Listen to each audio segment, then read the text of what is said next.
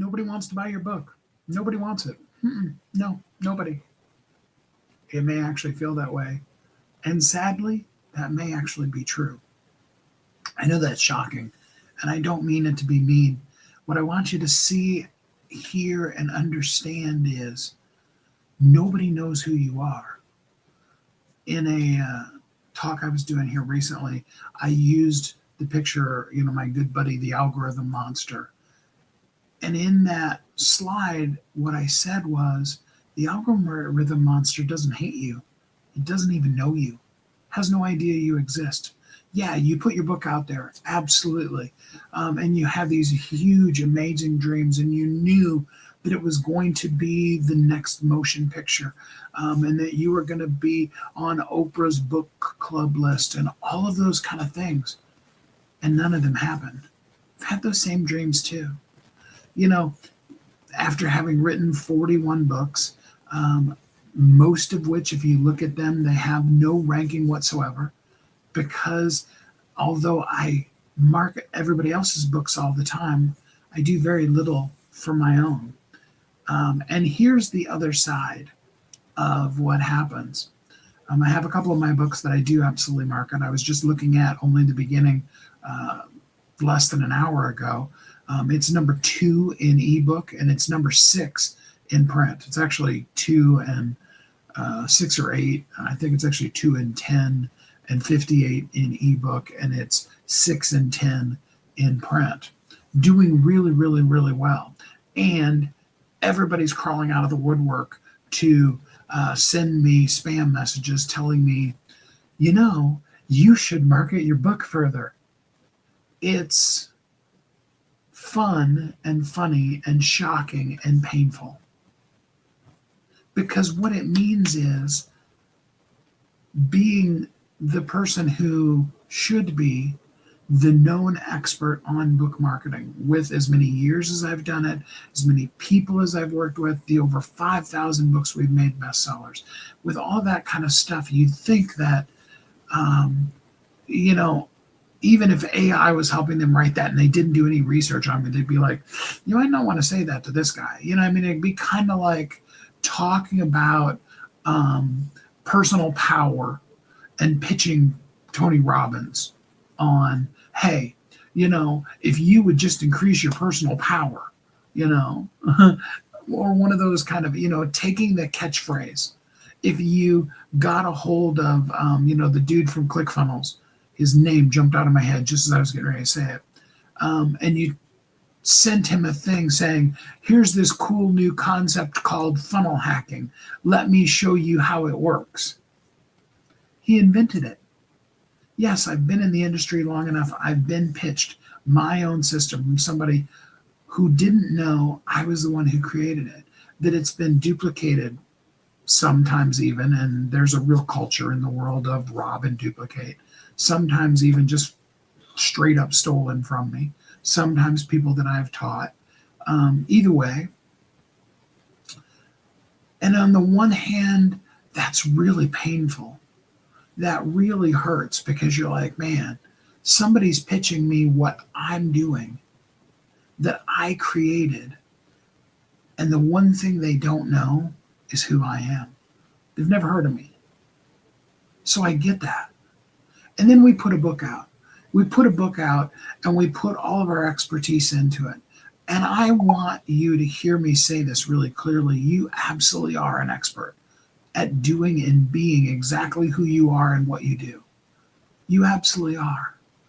The disconnect, the distance is you don't have that marketing language in place. And with that, you need to really, truly understand that nobody wants your stuff until you help them know you, like you, and trust you. So I was saying, I got this email from the person, and it was intriguing because they were talking about, they were playing to my ego, right? They're like, hey, this book, and they named one of my books, and they're like, we'd really like to turn it into a children's TV series. I was like, wow, that's kind of cool. And So I went through the process with it. And I was getting a little excited because it wasn't like the typical spam pitch where they were like, hit and then one thing, and then the third email is like, okay, just send me, 200 or 2,000 or 2 million, whatever dollars, and we'll make that happen for you. It kept going on. And then after about 15 or 20 emails, and what I had thought had really developed into something really kind of cool with a movie studio, the person was like, okay, so now what I need you to do is just, and essentially it boiled down to buy this software for me. And that's when the red flag went up. It's like, wait a minute. If this is the basic software that you do this next step in the process for, and you're the expert at it, why don't you already have that software?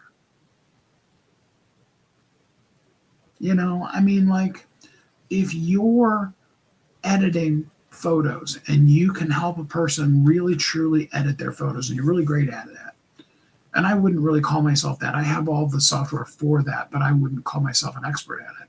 I have some friends of mine that are amazing at it. But if you're doing that and you don't have the suite of different products for doing those kind of things, it's like with my radio show. Yeah, for about 2 years, I did my radio show on the free version of Audacity, and it works, and I actually like Audacity.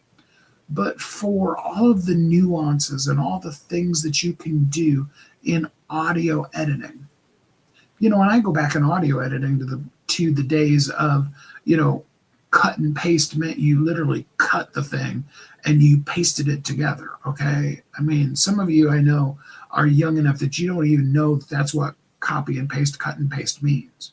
But that's really actually what it comes from. And back in the days, splicing a tape, you would literally take and cut it. There's a machine for it.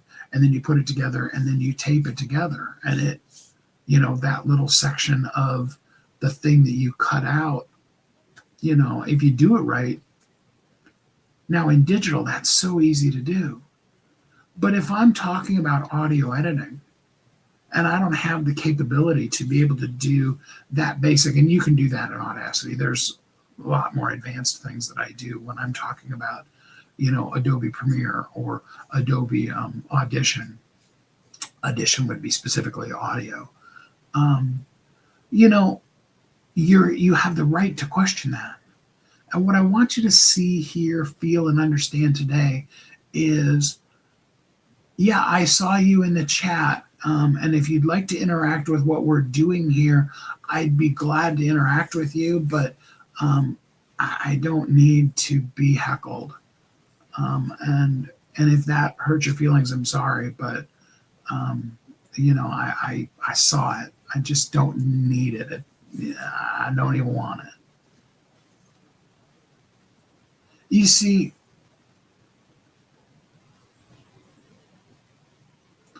we need to understand there is a lot of noise out there right now, a ton of it, a ton of noise.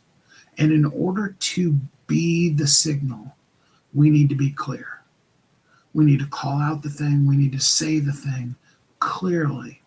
And we need to absolutely then let people know who we are really clearly.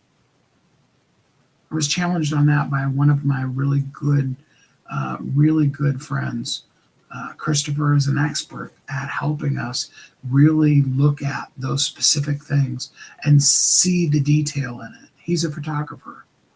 He's the kind of person that when you see the whole entire wall, he sees the spot on the wall and can tell a whole story just based on that one little thing. And we all need to learn how to hone in on our one little thing and really truly do it. So what I'm curious is have you gotten a pitch like that? Have you gotten somebody that pitched you something and you were really excited about it, and then it didn't work? Or even more so, do you feel like nobody wants your book? If you're really experiencing that feeling, I want to know. I want to talk to you about both things you can do yourself, because sometimes we have to spend our time because we don't have the money. as well as some even low cost things that you could do that could bring wildly more ongoing exposure to your book. And of course, if you don't have a book, remember, without a book, you're hamstringing your marketing. You absolutely are. Okay? I'm so glad we got to spend a little bit of time together. I hope you're happy, safe, warm, and loved. And then until we're together again next time, which will be tomorrow, I hope you have a great week.